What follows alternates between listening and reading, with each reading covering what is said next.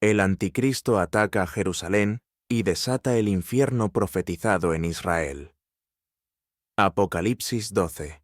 En el momento más oscuro de la historia, cuando el mundo crea haber alcanzado la paz bajo un solo gobierno y un solo líder, la traición profética se desatará. El anticristo, tras firmar un pacto con Israel, romperá su alianza a la mitad de la semana 70 de Daniel, y lo que parecía estabilidad se convertirá en terror profético. Entrará al templo de Jerusalén, profanará el lugar santo y se proclamará Dios.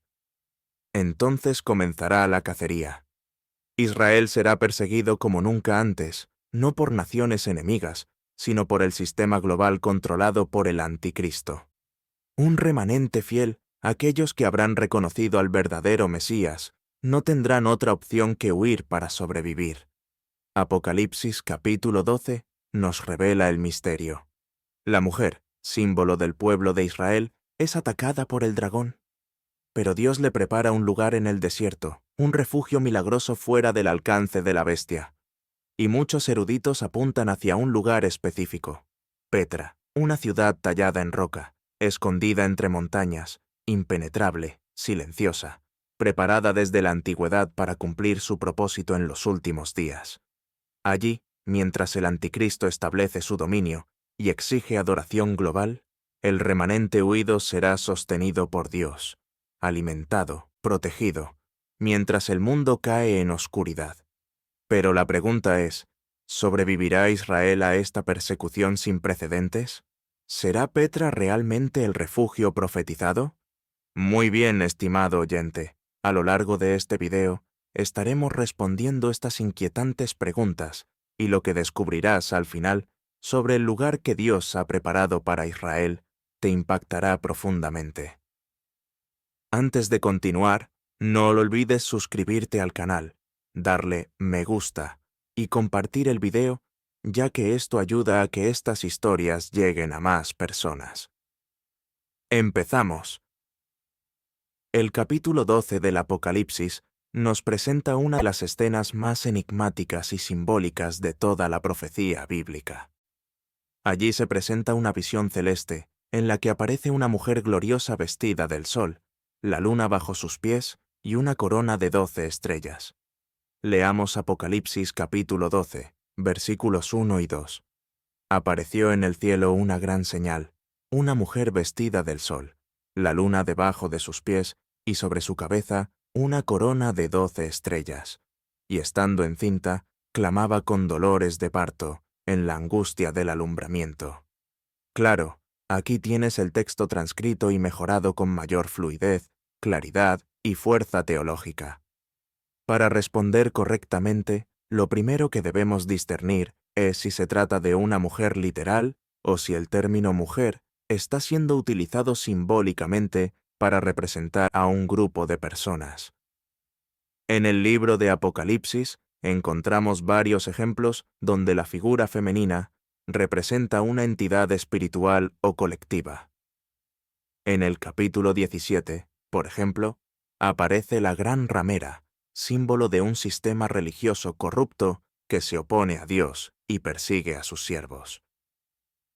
En contraste, el capítulo 19 presenta a la esposa del Cordero, una clara referencia a la Iglesia de Cristo, purificada y redimida. Con base en estos antecedentes simbólicos, no resulta extraño pensar que la mujer vestida del sol también represente un colectivo y no una persona específica. Esta interpretación nos abre el camino para comprender mejor el profundo significado de esta visión profética. Aunque la escena está cargada de simbolismo, el propio texto, junto con el testimonio del resto de las Escrituras, nos proporciona elementos claros para identificar a esta mujer. Sin embargo, antes de determinar su identidad, es importante considerar que a lo largo del tiempo han surgido diversas interpretaciones sobre quién podría ser esta figura femenina. En primer lugar, María, la madre de Jesús. Esta interpretación es muy común dentro del catolicismo romano, especialmente en el marco de la mariología dogmática. Ellos afirman que la mujer representa a la Virgen María, que dio a luz a Cristo, y ven en esta imagen una exaltación de su rol maternal, incluso argumentando que su corona de 12 estrellas representa su realeza como reina del cielo. Sin embargo, esta interpretación no resiste el análisis contextual ni escatológico. Primero, si bien es cierto que María fue la madre física de Jesús, la narrativa de Apocalipsis capítulo 12 trasciende el evento del nacimiento del Mesías. La mujer permanece activa después de que el Hijo es arrebatado al trono y es entonces perseguida por el dragón. No hay evidencia bíblica alguna de que María haya sido perseguida durante 3 años y medio, ni que huyera a un desierto, ni que haya sido escondida por Dios en un lugar preparado sobrenaturalmente. Como afirma Robert Thomas, experto en escatología y profesor del Master Seminary, esta mujer no puede ser María porque las acciones que realiza y las experiencias que atraviesa no corresponden con ninguna realidad de la vida de María.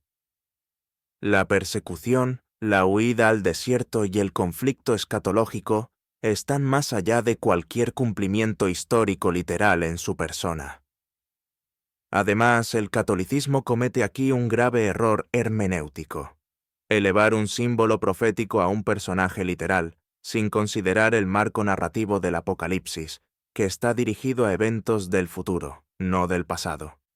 En segundo lugar, algunos teólogos amilenialistas o posttribulacionistas, como Agustín en su interpretación alegórica, o intérpretes modernos como William Hendrickson, sostienen que la mujer representa a la Iglesia y que Elí varón representa a Cristo, que nace de la comunidad de fe o del pueblo espiritual. Sin embargo, este enfoque presenta múltiples contradicciones. La Iglesia no existía antes del nacimiento de Cristo, sino que fue fundada como resultado de su obra redentora. Como bien afirma Charles Ryrie, la Iglesia no dio a luz a Cristo, más bien Cristo dio a luz a la Iglesia. La mujer no puede ser la Iglesia, ya que el Mesías no procede de ella. Además, Apocalipsis capítulo 12 no describe un nacimiento espiritual, sino el nacimiento físico del Mesías prometido, que rige con vara de hierro y es llevado al trono de Dios. Esto solo puede referirse a Jesucristo, tal como se confirma en el Salmo capítulo 2, verso 9, y Apocalipsis capítulo 19, verso 15. Por otro lado, la mujer está en la tierra durante la gran tribulación y es perseguida por el dragón. Si la mujer fuera la Iglesia, esto implicaría que la Iglesia pasa por la gran tribulación, lo cual contradice la enseñanza bíblica que dice en Apocalipsis capítulo 3, verso 10. Por cuanto has guardado la palabra de mi paciencia, yo también te guardaré de la hora de la prueba que ha de venir sobre el mundo entero, para probar a los que moran sobre la tierra. Ahora, la pregunta es, ¿quién es entonces la mujer? Con base en la estructura profética y en el paralelismo con el Antiguo Testamento, la única interpretación coherente y bíblica es que la mujer representa a Israel. Apocalipsis, capítulo 12, verso 1, dice: Apareció en el cielo una gran señal, una mujer vestida del sol, la luna debajo de sus pies y sobre su cabeza una corona de 12 estrellas. Esta descripción tiene una conexión directa con Génesis, capítulo 37, verso 9, donde José relata su sueño. He aquí que he soñado otro sueño, y he aquí que el sol y la luna, y 11 estrellas, se inclinaban a mí. Jacob, Israel, interpreta ese sueño como una representación de sí mismo, Raquel y los hijos de Israel. Es evidente que el sol, la luna y las 12 estrellas son símbolos nacionales, no eclesiásticos ni individuales. Así lo confirma también John Walvoord. La mejor interpretación es ver a la mujer como un símbolo de Israel en su función mesiánica, dando a luz al Salvador. Esto concuerda con los símbolos veterotestamentarios y con el hilo profético del trato de Dios con su pueblo. La mujer entonces representa a Israel en su dimensión tanto histórica como escatológica. Históricamente, porque de Israel nació el Mesías prometido. Escatológicamente, porque tras el arrebatamiento de la Iglesia, será nuevamente Israel, el pueblo terrenal, a través del cual Dios ejecutará sus juicios y preservará un remanente fiel para el cumplimiento final de sus propósitos. Ahora bien, después de haber considerado esto, debemos entender que el marco profético en el que se desarrolla la huida de la mujer al desierto no está aislado ni desconectado del resto del plan redentor de Dios. Muy por el contrario, se encuentra estratégicamente ubicado dentro de los eventos finales que describen la consumación de los tiempos, conforme al plan revelado en las Escrituras.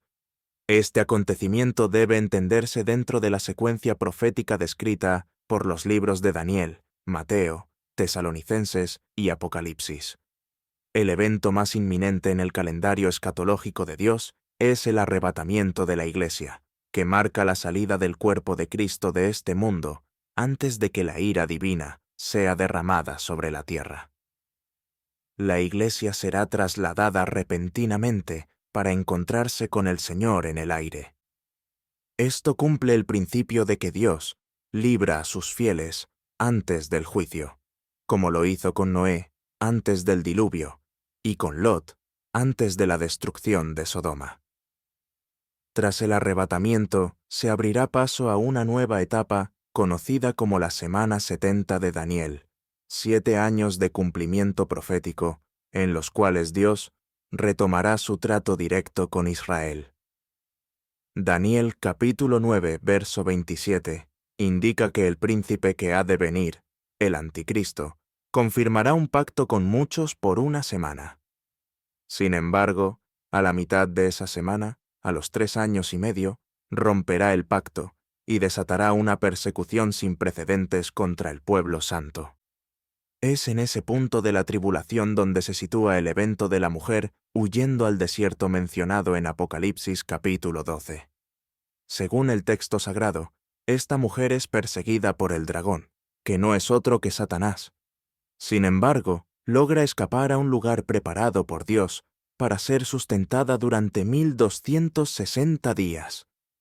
Esa cifra corresponde exactamente a 3 años y medio, lo que coincide con la segunda mitad de la Gran Tribulación, cuando la bestia establecerá su dominio global. La abominación desoladora será colocada en el templo, y la ira del dragón se volverá contra el remanente fiel del pueblo judío. La progresión es clara. Primero, el arrebatamiento de la Iglesia, luego la revelación del hombre de pecado, posteriormente la firma del pacto y a la mitad de la semana la ruptura del pacto, la profanación del templo y la persecución. Es entonces cuando la mujer huye a un lugar oculto diseñado por Dios como refugio. Leamos Apocalipsis capítulo 12, versículos 13 y 14. Y cuando vio el dragón que había sido arrojado a la tierra, persiguió a la mujer que había dado a luz al hijo varón. Y se le dieron a la mujer las 2 alas de la gran águila, para que volase de delante de la serpiente al desierto, a su lugar, donde es sustentada por un tiempo, y tiempos, y la mitad de un tiempo.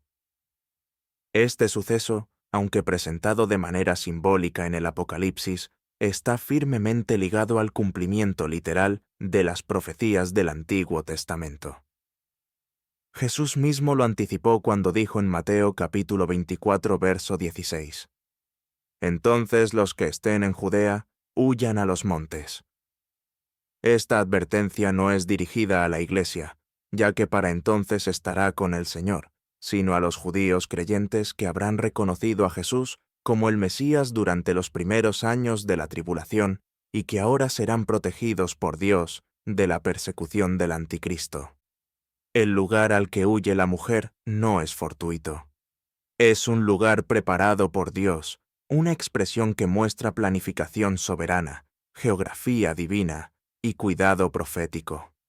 El mismo Dios que dirigió a su pueblo por el desierto, que alimentó a Elías con cuervos y que escondió a Moisés en una cesta entre los juncos, ahora es quien preparará un escondite real, físico y milagrosamente sostenido para su pueblo perseguido. En este marco, el pasaje de Apocalipsis, capítulo 12, no es un relato mítico ni meramente simbólico. Es una revelación precisa que forma parte del desarrollo escatológico ordenado por Dios. El conflicto entre el dragón y la mujer no es nuevo. Es el mismo conflicto que comenzó en Génesis capítulo 3, verso 15, cuando Dios dijo que habría enemistad entre la serpiente y la simiente de la mujer. En los últimos días ese conflicto alcanzará su clímax. Por lo tanto, este evento debe ubicarse proféticamente después del arrebatamiento, durante la segunda mitad de la semana 70 de Daniel y en el tiempo más peligroso para el pueblo judío, cuando el anticristo haya traicionado su alianza y busque aniquilar al remanente que ha creído en el verdadero Mesías. Pero justo en ese tiempo Dios los esconderá. Ahora bien, ¿por qué es perseguido Israel y a dónde huye? El texto nos traslada a un evento cósmico y determinante, una gran guerra en los cielos. Miguel y sus ángeles combaten contra el dragón Satanás, quien es finalmente derrotado y expulsado del cielo. Leamos Apocalipsis, capítulo 12, verso 9. Y fue lanzado fuera el gran dragón, la serpiente antigua, que se llama Diablo y Satanás, el cual engaña al mundo entero. Fue arrojado a la tierra, y sus ángeles fueron arrojados con él. Este evento marca un punto de inflexión profético. Satanás ya no tiene más acceso al cielo como acusador, y desciende con gran ira, sabiendo que le queda poco tiempo. Es entonces, en ese momento preciso de la profecía, que corresponde con la mitad de la semana 70 de Daniel, es decir, los 3 años y medio restantes de la gran tribulación, cuando el dragón dirige su furia directamente contra la mujer, es decir, el remanente fiel de Israel. Así lo declara el texto en Apocalipsis, capítulo 12, versículo 6. Y la mujer huyó al desierto, donde tiene lugar preparado por Dios, para que allí la sustenten por 1260 días. Este acto de huida no es simbólico, sino proféticamente literal. No es una acción desesperada, sino una estrategia anticipada en el plan soberano de Dios. La expresión lugar preparado por Dios indica previsión divina y geografía profética. Dios no solo esconderá a su pueblo, sino que ya tiene preparado el lugar donde serán sustentados. Pero, ¿qué desata esta huida? La clave está en el contexto profético de Mateo, capítulo 24. El propio Señor Jesucristo, refiriéndose a los eventos del tiempo del fin, advirtió: Por tanto, cuando veáis en el lugar santo la abominación desoladora de que habló el profeta Daniel, el que lee, entienda. Entonces los que estén en Judea, huyan a los montes. Este evento, la abominación desoladora, se refiere a la profanación del templo por parte del anticristo, quien en la mitad de la tribulación entrará al lugar santo y se proclamará a sí mismo como Dios, como lo declara Segunda de Tesalonicenses, capítulo 2, verso 4, el cual se opone y se levanta contra todo lo que se llama Dios o es objeto de culto, tanto que se sienta en el templo de Dios como Dios, haciéndose pasar por Dios. Esta abominación desata la persecución directa del anticristo contra los judíos que hayan creído en Jesús como el Mesías durante la primera parte de la tribulación. En ese instante, la mujer huirá. La huida será una respuesta directa a la profanación del templo y al inicio de la gran tribulación, el periodo más oscuro de la historia humana. Este acto también fue anunciado por el profeta Daniel en el capítulo 9, verso 27. Y a la mitad de la semana hará cesar el sacrificio y la ofrenda. Después, con la muchedumbre de las abominaciones, vendrá el desolador. También en Daniel capítulo 12, verso 1, leemos: En aquel tiempo se levantará Miguel, el gran príncipe que está de parte de los hijos de tu pueblo, y será tiempo de angustia, cual nunca fue desde que hubo gente hasta entonces. Pero en aquel tiempo será libertado tu pueblo, todos los que se hallen escritos en el libro.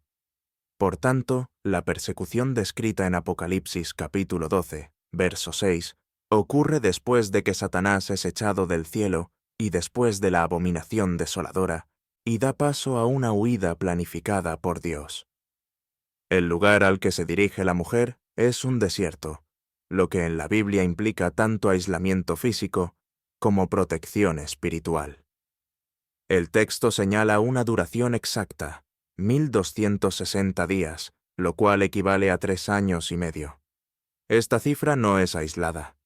Aparece reiteradamente en Apocalipsis los capítulos 11 y 13, y en Daniel los capítulos 7 y 12, y es la duración completa de la gran tribulación. Arnold Fruchtenbaum, teólogo mesiánico y defensor de la línea pretribulacionista, comenta al respecto. Este remanente judío huirá al desierto, tal como Jesús lo indicó en Mateo capítulo 24, y será protegido por Dios durante los últimos 3 años y medio de la tribulación, mientras el anticristo se sienta en el templo como si fuera Dios. Este lugar preparado por Dios probablemente sea Petra en Edom. En otras palabras, el pueblo de Israel creyente, el remanente mesiánico, reconocerá la señal dada por Jesús, la profanación del templo. Entonces huirán y Dios les dará sustento sobrenatural por 1260 días, mientras se cumple el juicio sobre el mundo.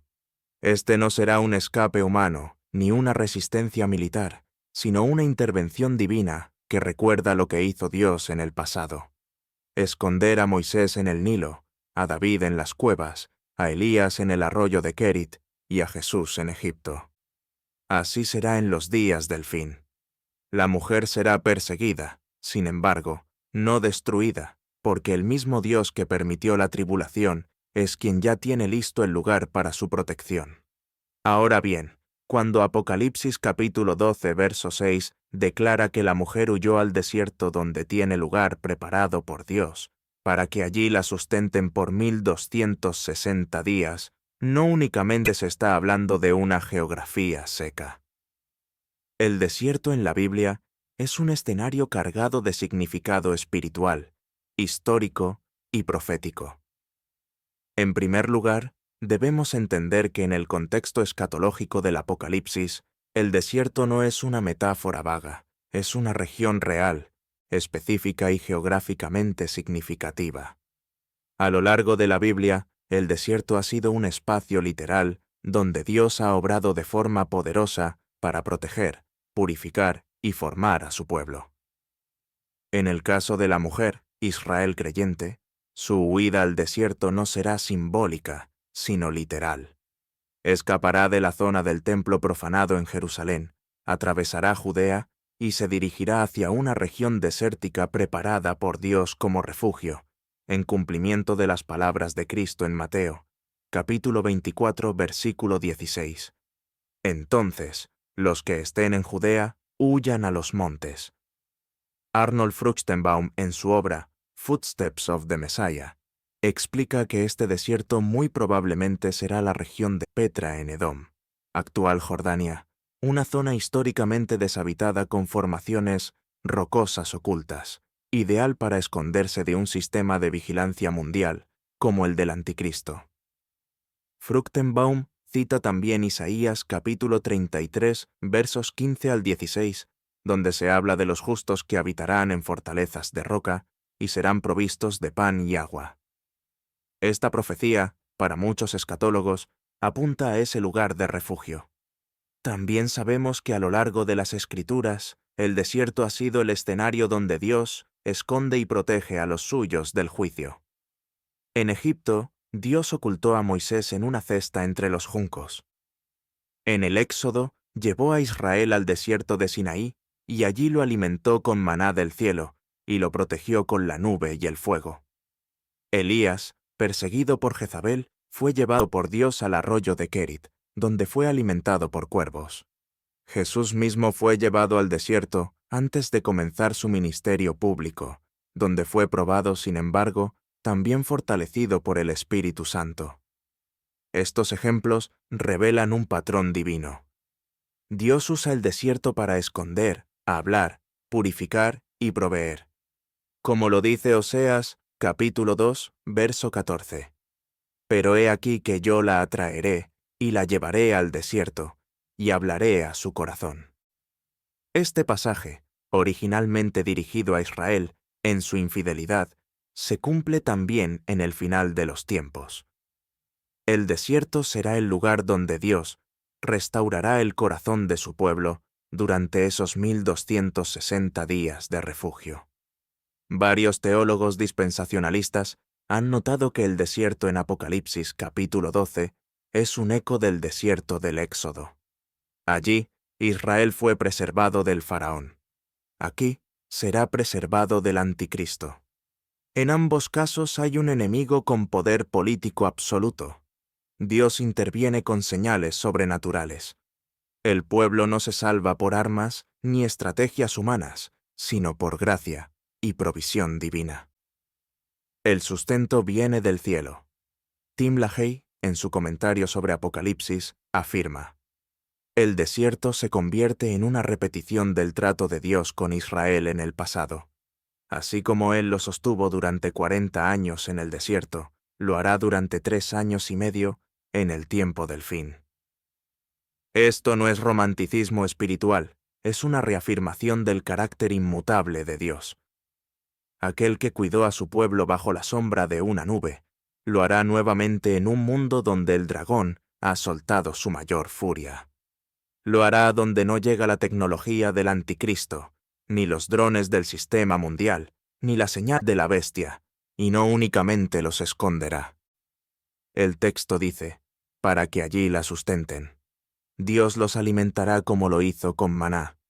Proveerá como lo hizo con agua de la roca. Guardará como lo hizo con el calzado que no se desgastó en 40 años. La fidelidad de Dios será la misma, sin embargo, ahora en una dimensión escatológica.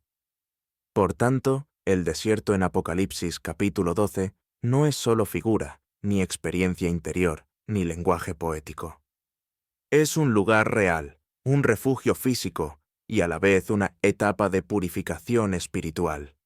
Allí el remanente de Israel será preservado del anticristo, alejado del falso profeta, escondido del sistema de la bestia y sostenido por el Dios de Abraham, Isaac y Jacob.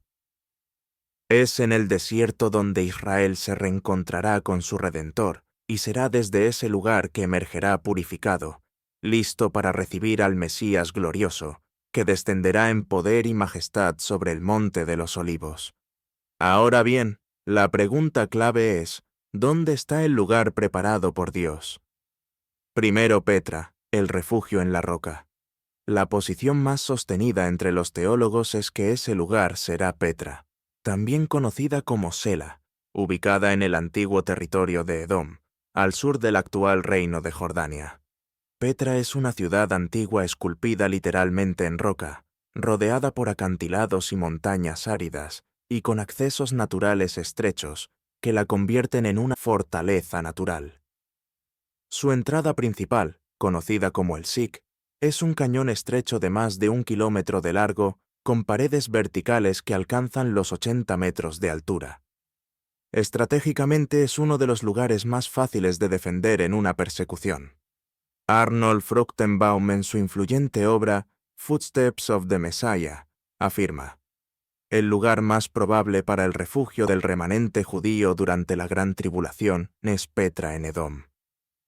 En Daniel, capítulo 11, versículo 41, dice: entrará a la tierra gloriosa, y muchas provincias caerán, mas éstas escaparán de su mano, Edom, Moab, y la mayoría de los hijos de Amón. Este versículo afirma claramente que hay una región que el anticristo no podrá conquistar, una excepción durante su imperio mundial. Esa región es precisamente Transjordania, que abarca Edom, donde está Petra, Moab y Amón, lo que hoy corresponde al reino de Jordania. Este escape no es por falta de capacidad militar del anticristo, sino por intervención soberana de Dios, que ha reservado ese territorio como refugio para su pueblo. John Walvoord, uno de los teólogos más respetados en escatología futurista, comenta: no es coincidencia que la región de Edom, Moab y Amón esté fuera del alcance del anticristo. Dios ha dispuesto esta tierra como un refugio literal para el remanente judío, cumpliendo tanto Apocalipsis 12 como Daniel, capítulo 11. Este lugar, entonces, es una zona desértica, montañosa, árida y de difícil acceso. Sin embargo, que históricamente ha servido como escondite natural para pueblos perseguidos. Petra, en particular, fue una ciudad refugio para los nabateos que supieron aprovechar sus condiciones geográficas para resistir invasores durante siglos. Ahora bien, otra línea de evidencia que refuerza esta interpretación proviene de Isaías, capítulo 63, versículos 1 al 4. En ese pasaje, el profeta tiene una visión del Mesías regresando del juicio con vestiduras teñidas de sangre. Notemos lo que dice el relato bíblico. ¿Quién es este que viene de Edom, de Bosra, con vestidos rojos? Este hermoso en su vestido, que marcha en la grandeza de su poder. Yo, el que hablo en justicia, grande para salvar. ¿Por qué es rojo tu vestido y tus ropas como del que ha pisado en lagar? He pisado yo solo el lagar, y de los pueblos nadie había conmigo. Los pisé con mi ira, y los hollé con mi furor, y su sangre salpicó mis vestidos.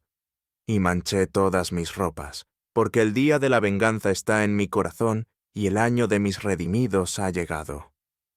Bosra es una antigua ciudad en Edom, cercana a Petra. La escena describe al Mesías regresando de ejecutar juicio sobre las naciones que atacaron al remanente refugiado en esa zona. Por lo tanto, Petra y su área circundante no únicamente será un lugar de refugio, sino el escenario donde el Mesías descenderá primero en su segunda venida para liberar a su pueblo. Esto armoniza con Zacarías capítulo 14, verso 5 que dice: «Y huiréis al valle de los montes, porque el valle de los montes llegará hasta Azal, y huiréis de la manera que huisteis por causa del terremoto en los días de Uzías, rey de Judá. Y vendrá Jehová mi Dios, y con él todos los santos». Muchos estudiosos como Clarence Larkin y David Reagan argumentan que la ruta del regreso de Cristo en gloria incluirá Petra Bosra para luego avanzar hacia Jerusalén, donde librará la batalla del Armagedón. Por lo tanto, el lugar preparado por Dios en Apocalipsis capítulo 12 es un refugio físico, real y escatológicamente significativo. Las Escrituras señalan a la región de Edom, especialmente Petra, como el sitio donde el remanente judío será protegido de la persecución del Anticristo. Allí se cumplirá el trato final de Dios con Israel. Será su lugar de escondedero, sustento, trato espiritual y también el punto de partida de la manifestación gloriosa de Cristo en su segunda venida. Dios tiene preparado un refugio para los suyos, y en los días de la gran tribulación, ese lugar será una señal más de que Él sigue siendo fiel a su pacto eterno con Abraham, Isaac y Jacob. Ahora bien, la huida de la mujer al desierto no es solo una estrategia de protección divina, sino un acto soberano de gracia para purificar al remanente de Israel y prepararlo espiritualmente para el encuentro con el Mesías. En ese lugar preparado por Dios durante los últimos 3 años y medio de la gran tribulación, el pueblo judío que haya creído en Jesús será escondido no únicamente del Anticristo, sino también del juicio que Dios ejecutará sobre el mundo. Pero más allá de la protección física, el desierto será el escenario donde Dios tratará con su pueblo a un nivel profundo, espiritual, restaurador, tal como lo anunció Ezequiel el capítulo 20, versículos 37 y 38. «Os haré pasar bajo la vara, y os haré entrar en los vínculos del pacto, y apartaré de entre vosotros a los rebeldes, y a los que se rebelaron contra mí».